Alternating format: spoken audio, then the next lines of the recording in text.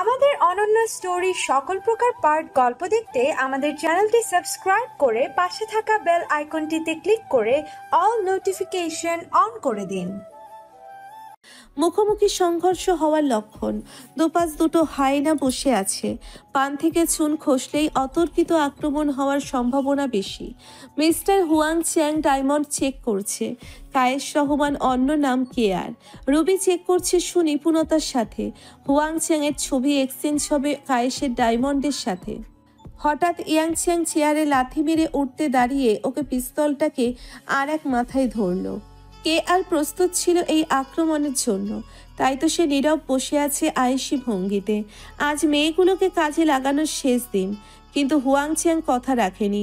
শর্ত অনুযায়ী এই মেয়েগুলো এই দেশের বারে বারে পাঠানোর কথা, কিন্তু নিউজ এসেছে গতবারে 350টা মেয়ের মধ্যে একটা মেয়েও বারে নেই।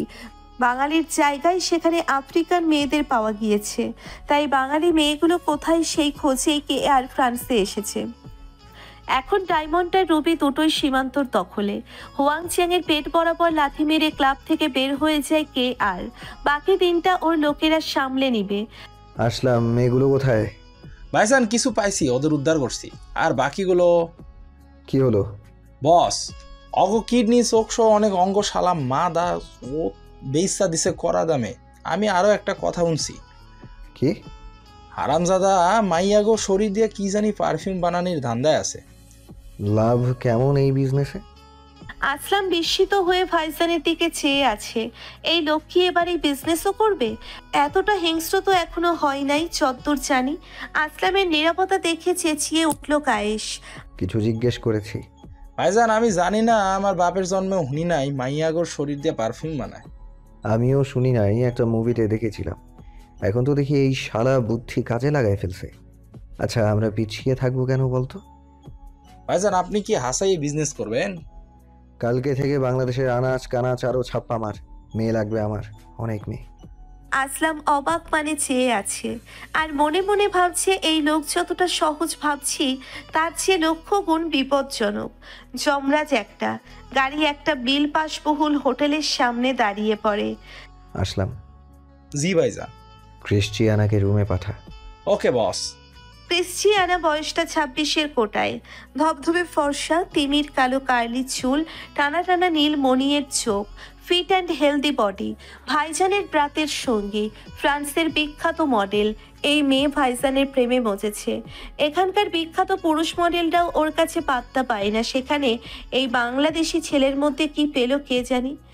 অবশ্য ভাইজান মানুষটাই এমন, সুঠাম দেহে মধ্যবয়স্ক যুবক। এদেশের মেয়েরা কালো চামড়ায় কি পায় এরাই ভালো জানে। বাঙালি মেয়েগুলো তো সাদা চামড়া দেখলেই খুশিতে পাগল হয়ে যায়। ভাইজানের যে রূপের পাহাড় আছে এমন না, কিন্তু এখানকার মেয়েদের হৃদয়ের স্পন্দন বন্ধ হয়ে যাবার পরিক্রম হয়। লোকটা ধরা দেয় না মেয়েদের সামনে। প্রতিটা দেশে তার একটা করে রাতের সঙ্গী আছে, তাও বিখ্যাত সব model, business woman, doctor, engineer. বিজনেসের সুবাদে সবার সাথে পরিচিত সে। আসলাম তার ভাইজানের এই দিকটা অপছন্দ করে। কিছু করার নেই, এই লোকটার মনে অনেক রাগ, ক্ষোভ, সব জমতে জমতে ওনার কাছে স্বচ্ছ ভালোবাসার কোনো মূল্যই নেই। আসলামের একটা সুন্দরী প্রেমিকা আছে, নাম অতসী। মেয়েটা বাংলাদেশে থাকে, কলেজে আসা যাওয়া করার সময় দেখেছে। আসলাম যে ফ্ল্যাটে থাকে তার পাশের বিল্ডিংয়ে থাকে। খুব ভালোবাসে এই মেয়েকে, কিন্তু কি লাভ? আসলামের মতো ছেলের জীবনে ভালোবাসা পাওয়াটাই দুষ্কর। আসল রহস্য জানলে কেউ আসলামদের আপন করে নিবে না, কখনো না। কায়সার কানন পুরনো দিনের জমিদার বাড়ি। এবারের প্রতিটি কাজই নিয়মের মধ্যে সীমাবদ্ধ। এই পরম্পরা চলে আসছে মেহবুব কায়সারের দাদা বাহার কায়সারের সময় থেকে। মেহবুব কায়সার তার সন্তানদেরও ছাড় দেন না নিয়ম বহির্ভূত কাজ করলে। বংশের পরম্পরা বলে কথা।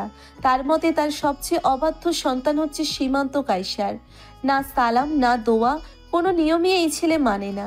এই পরিবারে সকালে ঘুম থেকে উঠে বুজুর্গদের সালাম করতে হয়, যা সীমান্ত এত বয়স অবধি করেনি। বাবাকে সে কখনোই সম্মান করে না। ঢাকার বনশ্রীতে তাদের পূর্বপুরুষের এই বাড়িটি, এখানে সব নিয়মকানুন চলে বাপদাদাদের রীতিনীতি মেনে। বাড়ির মেয়েরা পর্দা করে, এরা ঘরের বাইরে যায় না প্রয়োজন ছাড়া, পুরুষদের সাথে দেখা কম করে। অন্য পুরুষরা মেহবুব কায়সারকে অতি ভক্তি দেখালেও সীমান্ত কথা কম বলে। সীমান্ত নিজের খেয়াল খুশি মতোই চলে। ঠিক তেমনি সাফাত কায়সার তার অত্যন্ত বাধ্য ছেলে। তবে তার বড় ছেলের একটি কাজে উনি কিছুটা মনোমালিন্য প্রকাশ করেন সর্বদা। তার এই ছেলেটি অবাধ্য ছোট ছেলেকে সাপোর্ট করে। এই মেহবুব কায়সার ব্যতীত পরিবারের সবাই সীমান্ত কায়সারকে যথেষ্ট পছন্দ করেন। ডাইনিং টেবিলের পরিবেশ এখন থমথমে। সীমান্ত গতকাল রাতে বাড়ি ফিরেছে। হুটহাট বিজনেসের কাজে বাড়ির বাইরে থাকতে হয়। এই ছেলেটিকে বাড়ির বিজনেসের কথা বললেই তেলে বেগুনে চটে যায়, অথচ নিজের বিজনেস নিজেই দাঁড় করিয়েছে। মেহবুব সাহেবের বয়স হয়েছে, তিনি চাই ছোট ছেলেটি মানুষ হোক, কিন্তু এই ছেলেটি কিসের ক্যাটাগরিতে পড়ে তিনি আজও বুঝলেন না। একরাশ হতাশা ছাড়া আর কিছুই নেই তার মনে এই ছেলের জন্য। বয়সের কোঠা 29 ছুঁই ছুঁই, কিন্তু বিয়েও করবে না। প্রয়োজন ছাড়া ছেলে কথাই বলে না তার সাথে। আজ তিনি প্রতিজ্ঞাবদ্ধ, ছেলের সাথে কথা বলে বিজনেসের হাল ধরতে বলবেন। গলা ঝেড়ে কেশে নিলেন। সীমান্ত, তুমি কি ঢাকা থাকবে কিছুদিন? শিওর না। সাফাত, মঞ্জু, মাদি বিজনেস সামলে নিচ্ছে, ওদেরও তো রেস্ট প্রয়োজন। তুমি যতদিন আছো ওদের একটু সাহায্য করো। আমার সময় নেই, নিজের বিজনেস সামলাতে হিমশিম খাচ্ছি আমি। কিসের এমন বিজনেস তোমার? যখনই দেখি বছরে 12 মাসে 8 মাসে রাস্তায় রাস্তায় ঘুরো, বাড়ি ফিরলে দেখি মদ গিলো, এগুলো তোমার বিজনেস? সীমান্ত চেয়ার থেকে উঠে জোরে চেয়ার ধাক্কা দিল টেবিলের সাথে। না খেয়ে উঠে চলে গেল। জাইমা শাড়ির আঁচল দিয়ে বড় ঘোমটা টেনে শ্বশুরকে বলল, বাবাজান, আপনি কেন ছোট ভাইয়ের সাথে এমন করেন? এখন না খেয়ে উঠে গেল। মেহবুব কায়সার কিছুটা দীর্ঘশ্বাস ফেলে বলে, বোমা, এই ছেলেও কি না খেলেও কি, দেখবা ঠিকই একটু পর মদ গিলবে। সবাই মিলে এটাকে বেয়াদব বানিয়েছো। এবার সীমান্তর মা এগিয়ে এসে কথা না বাড়িয়ে খেতে বললেন। লিয়ানা আস্তে আস্তে পা ফেলে দরজার কাছে গিয়ে দেখে দরজা খোলা রুমের। বিলম্ব না করে রুমে ঢুকে পড়ল।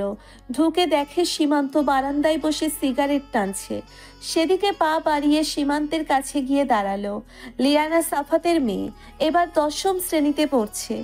চাচু, দাদাজানের ওপর রাগ করে না খেয়ে এসে তোমার কি লাভ হলো? আর এসব ছাইপাস কেন খাও? ছোট আম্মা, রুম থেকে যান এখন, চাচ্চুর ভালো লাগছে না। সারাক্ষণ মনমরা হয়ে থাকো, কাউকে কাছে ঘেঁষতে দাও না। এমন করো কেন? ভালোবাসো সবাইকে, কিন্তু প্রকাশ করো না। জানো দাদিজান কত কাঁদে তোমার জন্য? আমি কাউকে কাঁদতে বলিনি। কি হয়েছে চাচু, মন খারাপ কেন? আর একটু বড় হন আপনি, চাচ্চু সব কষ্ট বুঝবেন তখন। আমাকে কি একটু একা থাকতে দিবেন? লিয়ানা আর কথা না বাড়িয়ে বের হয়ে গেল। এতটুকু বুঝেছে সীমান্তের সাথে কথা বলা আর না বলা একই কথা। এখন কথা বাড়ালে বিপদ। সে চায় তার চাচ্ছু নিজের সব কষ্ট ভুলে ভালো থাকুক। চাচ্ছুর অনেক কষ্ট সে জানে। সারাদিন ঘুরে ঘুরে মেয়ে খোঁজার মতো বিরক্তিকর কাজ আর নেই। তাও কেমন কাজ? মেয়েদের ইনফরমেশন নেওয়া। আসলাম প্রায় 20টা মেয়ের ইনফরমেশন জোগাড় করেছে, কিন্তু তার মাথায় এটাই কাজ করছে না মেয়েদের শরীর থেকে পারফিউম কিভাবে বানায়। শরীরে পারফিউম লাগাই শুনেছি। শরীর দিয়ে পারফিউম বানাতে তো শুনি নাই। কি দিন দুনিয়া আইলো রে বাবা। আচ্ছা ভাইজান, আসলে কি এই কাজ করতে আগ্রহী, নাকি অন্য কোনো তথ্য জোগাড় করতে আমার এই কাম দিছে? আর কত টাকা কামাবে লোকটা? টাকার পাহাড় বানিয়েছে। অবশ্য টাকাই সব এখন। এসব চিন্তা ভাবনা করতে করতে একটা গুরুত্বপূর্ণ কাজের কথা মনে পড়ল। আজকে এক লোককে দিয়ে অতসীর ফোন নাম্বার জোগাড় করেছে। কথা কিভাবে শুরু করবে সেটাই ভাবছে আসলাম। পড়ার মধ্যে ফোন আসলে প্রচণ্ড বিরক্ত হয় অতসী, তাও আবার আননোন নাম্বার। 7-5 না ভেবে ফোন রিসিভ করলো, কিন্তু ওপাশ থেকে কোনো আওয়াজ না আসায় ফোন কেটে দিল। এভাবে 3বার হলো। অতসীর আগে ফোনই অফ করে দিল। গত 1 মাস নবনী সুপারম্যানকে সব জায়গায় খুঁজেছে, বাসার আশেপাশে, ওই পাড়ায়, কিন্তু কোথাও পেল না। দারোয়ান চাচাও বলল উনি আজ 1 মাস বাসায় নেই। ভাইয়াও কিছুটা রাগ করলো। কথার ধাঁচে বোঝা গেল নবনী আজ স্কুলে একাই যাচ্ছে সকালে। এখন আর কেউ ডিস্টার্ব করে না, তাই একা যেতে ভয় লাগে না। হঠাৎ পাশে কারো উপস্থিতি উপলব্ধি করলো। পাশে ফিরে দেখে সুপারম্যান জগিং ড্রেসে, কালো ট্রাউজার, গায়ে T shirt, sleeveless, hoodie, mask. দেখলেই মনে হয় এগুলো এই লোকের বাপ দাদার সম্পত্তি, আগলে রাখা দায়িত্ব, কিন্তু মুখ ফিরিয়ে আবার নিজের পথে হাঁটছে। নবনীতার কি খুব রাগ হয়েছে? কোনো প্রতি উত্তর নেই সুপারম্যানের প্রশ্ন উত্তরের। একটা অ্যাক্সিডেন্ট হয়েছিল আমার, তাই ট্রিটমেন্টের জন্য এতদিন রেস্টে ছিলাম। আমি কাউকে কিছু জিজ্ঞেস করিনি। মুখ দেখেই বোঝা যাচ্ছে। বেশি বুঝতে যাবেন না, দূরে যান। আমার সাথে সাথে হাঁটছেন কেন? বাবা, ছোট্ট নবনীতার বেশ অভিমান। ঠিক আছে, চলে যাচ্ছি, আর আসবো না। কারোর জন্য পায়ে ব্যথা নিয়েও বাড়ি থেকে চলে এসেছি। কি বলেন? আল্লাহ, পায়ে ব্যথা কিভাবে পেয়েছেন? দেখি দেখি। এই কথা বলেই নবনী নিচে বসে যেতে নিলে আগন্তুক সরে যায়। একদম না, চুপ করে সোজা হয়ে দাঁড়ান। একটা রাস্তা বোকামি করবেন না। সরি, কিন্তু আপনি ব্যথা পেলেন কিভাবে? সে অনেক কাহিনী, বাদ দেন। আপনি তো কথাই বলবেন না আমার সাথে, তাহলে এত কেয়ার কেন? দুজন নীরব রাস্তা দিয়ে হাঁটছে। নবনী ভাবছে আজকে নামটা জিজ্ঞেস করবে, কিন্তু কিভাবে করবে বুঝতে পারছে না। আচ্ছা, উনি আমার নাম জানলো কিভাবে? ভাবতে ভাবতে নবনী প্রশ্ন করে বসলো। দুটো কথা জিজ্ঞেস করি। হুম। প্রথমত, আপনার নাম কি? দ্বিতীয়ত, আমার নাম জানলেন কি করে? আগন্তুক হাসছে। কি সুন্দর হাসি। হাসছেন কেন? এমনি, আপনার নাম জেনেছি ইফাজ আর অনন্যার থেকে। ওরা নিজেদের মধ্যে বলছিল, তখন শুনেছি। আমার নাম সুপারম্যানই থাকুক, যা ডাকার অধিকার শুধু আপনার। ভাইয়া জিজ্ঞেস করেছে, দেখাও করতে যাচ্ছে। আপনার ভাইয়ের ফোন নম্বরটা দিন, কথা বলে নিব। আচ্ছা, আরেকটা কথা, কি? কখনো হারিয়ে যাবেন না প্লিজ। স্কুল চলে এসেছে, পরে কথা হবে। আল্লাহ হাফিজ। নবনী সুপারম্যানের যাওয়ার দিকে চেয়ে রইল। কিছু ভাবার আগেই তাশা অনি হাজির। গেট দিয়ে ভিতরে চলে যাবে আগন্তুক ভিড়ের মাঝে হারিয়ে গেল। রেখে গেল কিছু উত্তরবিহীন প্রশ্ন, যার কুল কিনারা নেই। মাঝে 6টা মাস পেরিয়ে গেল। অনেকক্ষণ হলো আসলাম নিজেদের গোপন অফিসে এসে বসে আছে। ভাইজান আসেনি। সেই সুযোগে অতসীকে মেসেজ দিতে ব্যস্ত। গত 6 মাস টানা অতসীকে মেসেজ দেওয়াতে অতসী অনেকটাই ক্ষেপে আছে। আজকেও ঠিক তাই হলো। আসলাম মেসেজ দিল, কিন্তু মেসেজের রিপ্লাই আসাতে আসলাম যেন আকাশের চাঁদ পেল। প্রতিদিন এমন 5-7টা কবিতা পেতেই থাকে। কে এই অবাধ্য প্রেমিক তা ভাবতে ভাবতে আজ খুব ইচ্ছে হলো রিপ্লাই দেওয়ার। তাই দেরি না করে চট জলদি ফোনটা হাতে নিয়ে মেসেজ করলো। কে আপনি? মেসেজের রিপ্লাই পেয়ে আসলাম তো মহা খুশি। কোনো এক পাগল প্রেমিক। সেটা ভালোই বুঝতে পারছি, না হলে কোনো পাগল গত 6 বছর ধরে একই কাজ করতো না। পাগলই তো আপনার প্রেমে। সাহস নেই, সামনে আসেন। না, এভাবে প্রেম ভালো, দূরের জিনিস দূরেই সুন্দর। আজকের পর আর মেসেজ দিবেন না। আচ্ছা। শুনেছি মেয়েরা রাগলে অনেক সুন্দর লাগে। এই মেয়ে তো এতক্ষণ রেগে বোম। ওকে কি সুন্দর লাগছে? এইসব ভাবনার মানে বিচ্ছেদ ঘটায় আরিফ, এই অফিসের পিয়ন। স্যার ডাকে আপনাকে। পিয়নের পেছন পেছন এসেছে আসলাম। কেবিনে ঢুকে ইশারাতে দরজা লক করে দিয়ে বসলো। কে আর ল্যাপটপে কাজ করছে। আসলাম এবার আজকের কাজের অংশ বলা শুরু করলো। ভাইজান, মোটামুটি 150 জন মেয়ের ইনফরমেশন কালেক্ট করছি, সবগুলো স্কুল আর কলেজের। ওর লিস্টে আর কয়জন মেয়ে আছে? ভাইজান, আরো 100 আছে। আপাতত এই 150কে সরানোর ব্যবস্থা কর। ওই পাঠাইবেন এদের? ইন্ডিয়া, নরেন্দ্র সিংকে কল করে বল আমি ওদের পাঠাচ্ছি, যেন আপ্যায়নে ঘাটতি না হয়। ভাইজান, মাইয়াগুলো তো সব কোসি, একদম ইনটেক। কি করবেন এদের দিয়া? পারফিউম বানাবো। আসলাম পুরোপুরি ঘাবড়ে গিয়েছে। এসির মধ্যেও ঘামাচ্ছে। আসলাম, এখন আসতে পারিস, আমি কাজ করছি। আর শুন, দেশে মালবিকা আসছে, ওর আপ্যায়নের ব্যবস্থা কর। আসলাম কোনো রকম শরীরটা নিয়ে বের হলো অফিস থেকে। আজ নিজেরই খারাপ লাগছে। পরক্ষণে মন ভালো করে নিজেকে নিজের সান্ত্বনা দেয়। এটাই জীবন। আজ ভাইজান না করলে অন্য কেউ করতো। এখন মালবিকার আপ্যায়নের ব্যবস্থা করতে হবে। মালবিকা ভাইজানের অন্য গার্লফ্রেন্ডদের তুলনায় বেশি ভালো। তার ব্যবহার সুন্দর। সেই ভাইজানকে সত্যিই ভালোবাসে। ভাইজান সব বাদ দিয়ে এই মেয়েকে বিয়ে করলেই পারে। মালবিকা পেশায় একজন সায়েন্টিস্ট, ভারতের মেয়ে। ভাইজানও এই মেয়ের সঙ্গে সময় কাটাতে পছন্দ করে। ভাইজানের সমবয়সী হবে। দুজনকে ভালোই মানায়। এবার আর দাদু বাড়িতে যাওয়া হয়নি। হঠাৎ কাজ পড়ায় শেহজাদ চলে যায়। পরবর্তীতে আসলে নিয়ে যাবে বলে কথা দিয়েছে। এরই মাঝে আগন্তুকের অনেক পরিবর্তন এসেছে। নবনী এখন 9ম শ্রেণীতে। আগন্তুক আর আগের মতো ওর সামনে আসে না। গত 3 মাসে একবারও আসেনি। আজ স্কুলে যাওয়ার পথে একা নবনী এসব ভাবছে। হাফিজ আঙ্কেলের দোকানের সামনে আসতেই দেখে সুপারম্যান ওখানে দাঁড়িয়ে আঙ্কেলের সাথে কথা বলছে। অকস্মাৎ সুপারম্যানকে দেখে দৌড়ে এসে পেছন দিকে জড়িয়ে ধরেছে নবনী। এহেন ঘটনা প্রবাহে সুপারম্যান আর হাফিজ দুজনেই হকচকিয়ে গেল। সুপারম্যান নিজেকে ছাড়িয়ে নিল। এই প্রথম নবনীকে ধমক দিল। হচ্ছেটা কি? এটা রাস্তা, আপনি দেখতে পাচ্ছেন না? আপনি এখন ছোট নেই, বড় হয়েছেন। সরি, এতদিন পর আপনাকে হঠাৎ দেখে খুশি ধরে রাখতে পারিনি। হাফিজের সাথে কে নিয়ে যেন কথা বলছে। কথা বলার ভঙ্গি দেখে মনে হচ্ছে গুরুত্বপূর্ণ কিছু। শেষ করে নবনীর সাথে হাঁটছে। একটু সামনে এসে কর্কশ গলায় বলল, কি হলো, দাঁড়িয়ে আছেন কেন? স্কুলে যান। আপনি যাবেন না? আমি কেন যাব? আমাকে তো আপনি দিয়ে আসেন ফেনি থাকলে। শুনেন, ছোট ছিলেন, সাহায্য করেছি, এখন আর ছোট নেই, নিজে যেতে পারবেন। আমার অনেক কাজ, আপনার জন্য আমি সময় নষ্ট করতে পারবো না। চরম বিস্ময় নিয়ে নবনী তাকিয়ে আছে।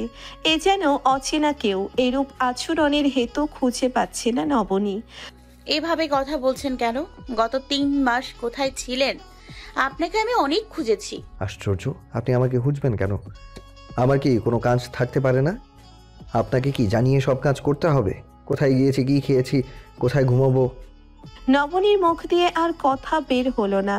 ও চুপচাপ নিষ্পলক তাকিয়ে আছে। কিন্তু স্কুলের দিকে পা বাড়ানোর শক্তি আর নেই। আর কোনোদিন দেখা না হলেই বোধ হয় ভালো হতো এই লোকটার সাথে। নবনী সামনের দিকে পা বাড়াবে, কিন্তু সাহস পাচ্ছে না। অবশেষে উদ্ভ্রান্তের মতো চোখ বোলাচ্ছে। সুপারম্যান এখনো সামনে দাঁড়িয়ে আছে। নবনী দূর থেকে একটা রিক্সা দাঁড় করিয়ে ওর দিকে ফিরে বলল, আমি ছোট, আপনার তুলনায় অনেক ছোট, এত কিছু বুঝি না। আপনার কথাগুলো আমার মনে থাকবে। আমি একটা অনেক বড় ভুল করে ফেলেছি নিজের অজান্তে। আপনাকে চিনি না, আপনার নাম জানি না, কখনো দেখিনি, আপনাকে কখনো দেখতে চাই না, কিন্তু গত 3 মাস মনে হয়েছে আপনি স্কুলে দিয়ে না আসলে মিস করি। রাস্তায় একা ভয় পেতাম। অন্য আপু সুইসাইড অ্যাটেম্প্ট করেছে, বয়ফ্রেন্ড ঠকিয়েছে।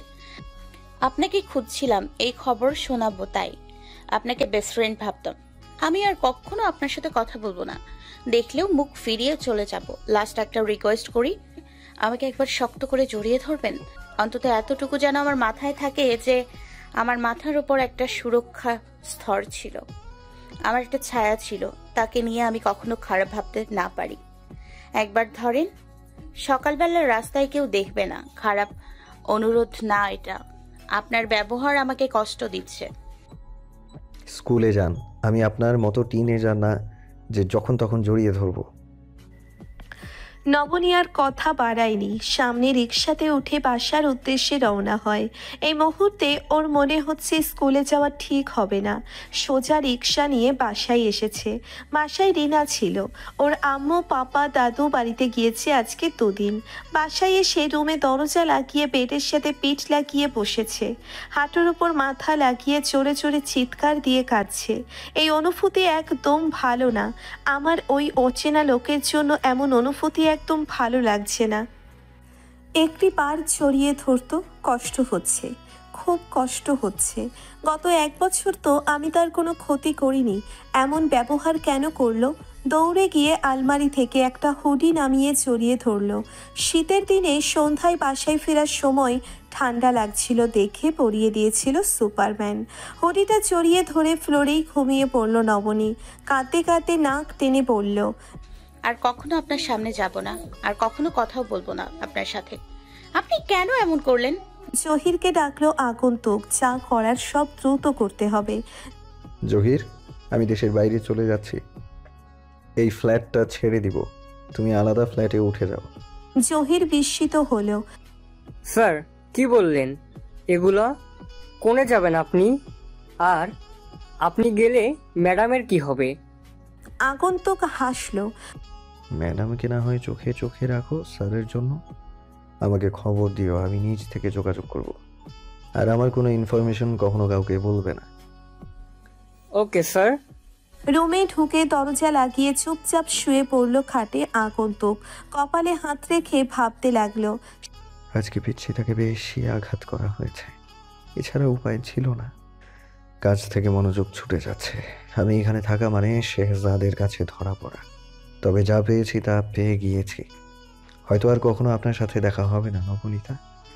আপনি হারিয়ে ফেলবেন আপনার সুপারম্যানকে। আপনার সব ভালো ভাবনা থাকুক আপনার সুপারম্যানকে ঘিরে। আপনি যাকে সুপারম্যান ভেবেছেন সে একটা মনস্টার। বড্ড ভুল করেছেন শাহজাদের বোন জাহিন হাসানের রাজকন্যা হয়ে জন্মে। ভুলের মাসল বিভৎস মৃত্যু। আপনাকে ভাঙতে এসে নিজেকে ভাঙতে পারবো না। শাহজাদের দুর্বলতা আপনি। আমার লোকেরা আপনার ক্ষতি করবে, সেটা আমি চোখের সামনে দেখতে পারবো না। হয়তো আর কয়েকটা মাস পরে আপনার ছিন্ন বিচ্ছিন্ন দেহটা ফেনী শহরের কোনো একটা রাস্তায় পাওয়া যাবে। এই জিনিস সহ্য করবো কিভাবে? রক্ষক হয়ে ভক্ষকের ভূমিকা পালন করছি আমি এমনই। ক্ষমা আমার অভিধানে নেই। জাহিন হাসানকে শাস্তি পেতেই হবে। আমার বাবার মেয়ের লাশ রাস্তায় পড়েছিল ছিন্ন ভিন্ন হয়ে। আপনার বাবাকেও সহ্য করতে হবে সেই কষ্ট। সব স্বাভাবিক, কিন্তু নবনী স্বাভাবিক হতে পারেনি। সেদিন নিজেকে সামলাতে না পেরে শেহজাদকে ফোন দিয়ে অনেক কেঁদেছে, সব খুলে বলেছে। ছুটি নিতে পারেনি সেবার শেহজাদ। গতকাল রাতে এসেই বোনের পাশে বসে আছে। শেহজাদ কথা দিয়েছে বোনের সুপারম্যানকে খুঁজে বের করবেন।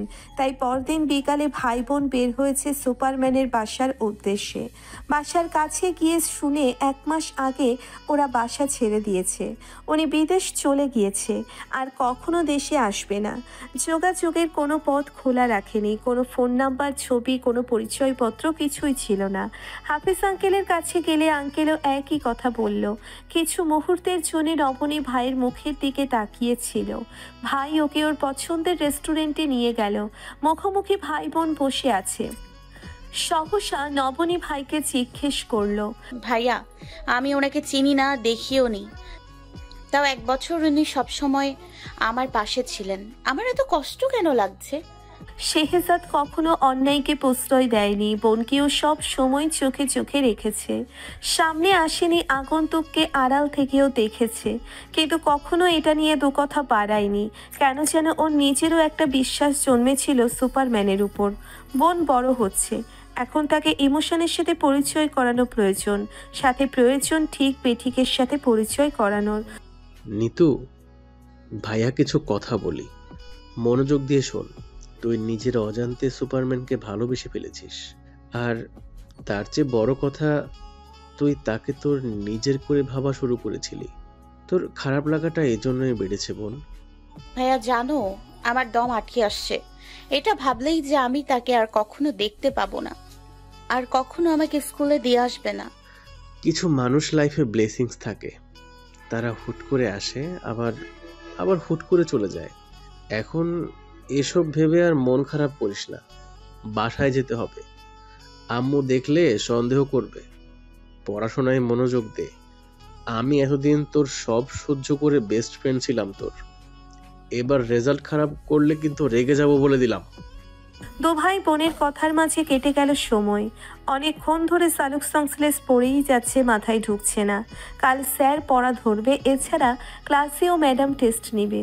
স্যার না হয় আরেকবার বুঝিয়ে দিবে না পারলে, কিন্তু তাহমিনা ম্যাডাম তো চুল ছিঁড়ে ফেলবে।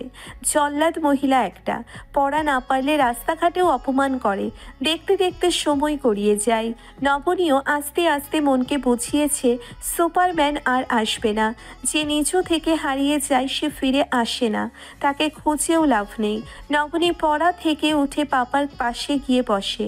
আম্মু চানাচুর মাখিয়ে দিয়েছে। আম্মু স্টার জলসার সিরিয়াল দেখছিল, সাথে পাপাও আম্মুকে সঙ্গ দিচ্ছে। রিনা তো মহা খুশি থাকে এই সময়টাতে, কারণ তার মামা মামির সাথে একসাথে এই সময় সিরিয়াল দেখে। নবনী শুধু হাসে এদের দেখে। স্টার জলসাতে বিজ্ঞাপন দিচ্ছে। জাহিন সাহেব চ্যানেল ঘুরিয়ে একটা নিউজ চ্যানেল দিল, টক শো হচ্ছে। নবনীর মা বলে উঠল, সেই ছেলেটা না? হ্যাঁ, শুনছি ফেনীতে অফিসের নতুন ব্রাঞ্চ খুলেছে, ব্যবসায় প্রসার করেছে অনেক। হঠাৎ কলিং বেল বাজে। দরজা খুলে উপরতলায় সামিয়া আপু। অন্যান্য আপুরা এখন আর থাকে না এখানে। সামিয়া আপু কি একটা মাখা এনেছে, আর সাথে ওনার ল্যাপটপ, ওনার ভাইয়ের বিয়ের ভিডিও দেখাতে। নবনী দৌড়ে ওকে নিয়ে রুমে চলে যায়। সামিয়া কলেজে পড়ে। সামিয়া সবার ছবি দেখাচ্ছে, এমন সময় অন্য একটা ফোল্ডারে চোখ গেল নবনীর। আপু, এটা কার ছবি? সামিয়া লজ্জা লজ্জা মুখে বলে, উনি আমার ক্রাশ, সীমান্ত কায়সার। কি? নবনী অট্ট হাসিতে ফেটে পড়েছে, বলে, ক্রাশ কি?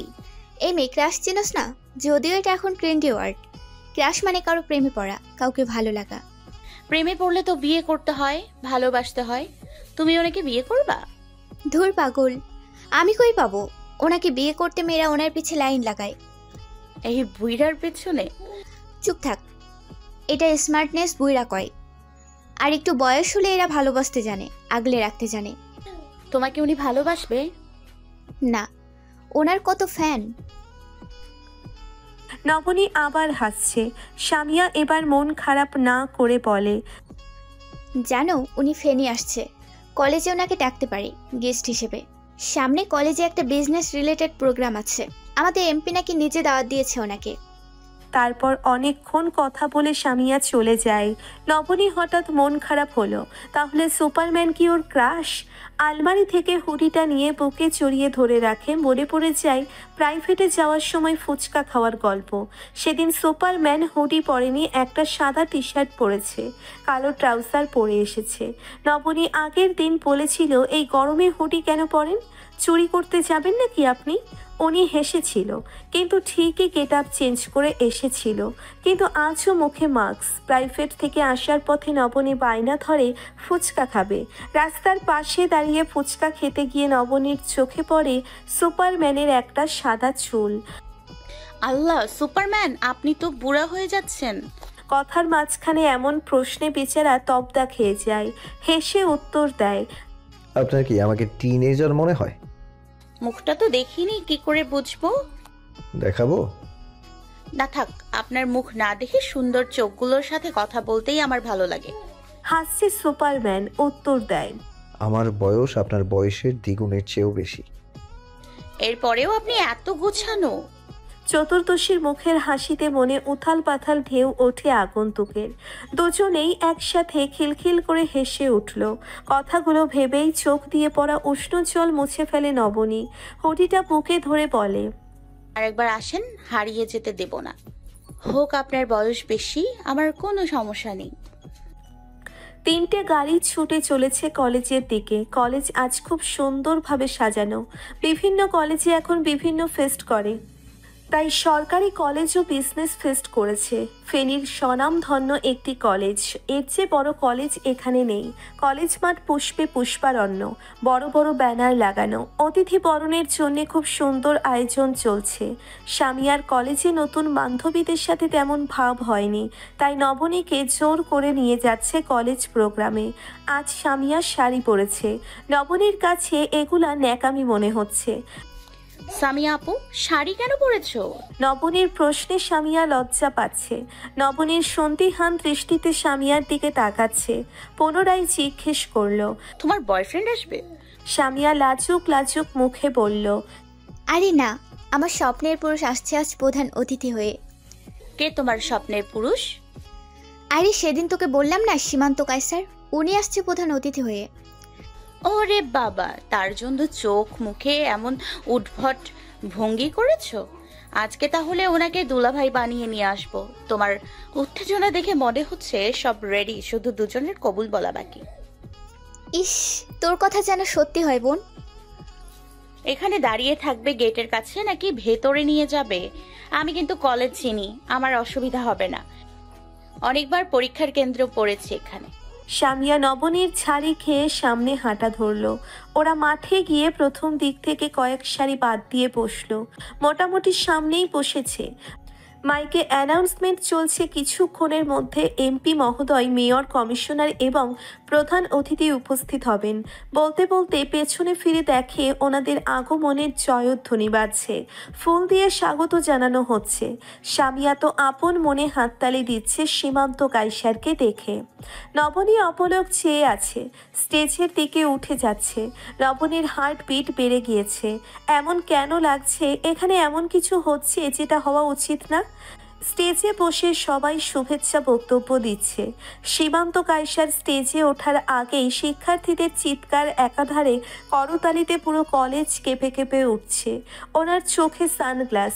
নবনী সামিয়ার দিকে ফিরে বলে, আপু, লোকটা এমন অসভ্য, এতগুলো গুরুজন সামনে সানগ্লাসটা খুলছে না কেন? চুপ থাক, ওটা ওনার স্টাইল, এজন্যই তো এত ভালো লাগে। সীমান্ত কায়সার মাইক হাতে নিয়ে ওনার বক্তব্য শুরু করলেন সালাম দিয়ে, সাথে সাথে আবার করতালি। খুব সুন্দর করে কথাগুলো বললেন। বক্তব্য শেষে দর্শক সারি থেকে একজন ভাইয়া ওনাকে একটা প্রশ্ন করলেন। প্রশ্নের উত্তর অবধি ঠিক ছিল, শেষের কথাটাই নবনীর চোখ আটকে গেল।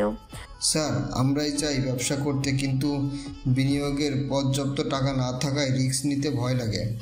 উনি পাশে থেকে ওনার অ্যাসিস্ট্যান্টকে ডাকলেন, কি যেন কথা বলে উত্তরটা দিলেন। আজ থেকে আপনাদের জন্য আমার কোম্পানি লোন দেবে উইদাউট ইন্টারেস্ট।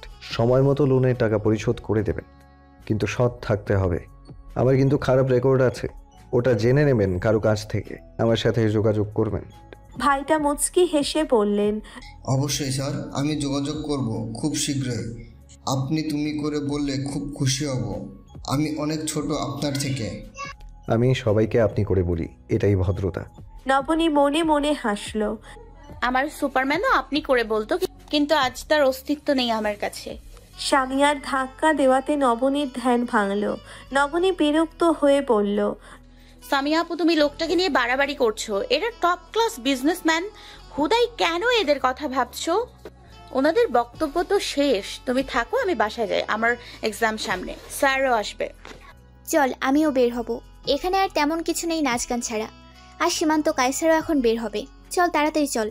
নবনী মনে মনে বিরক্ত হয়ে বলল, এই মেয়েটা পুরো পাগল হয়ে গিয়েছে, কমন সেন্স হারিয়ে ফেলেছে।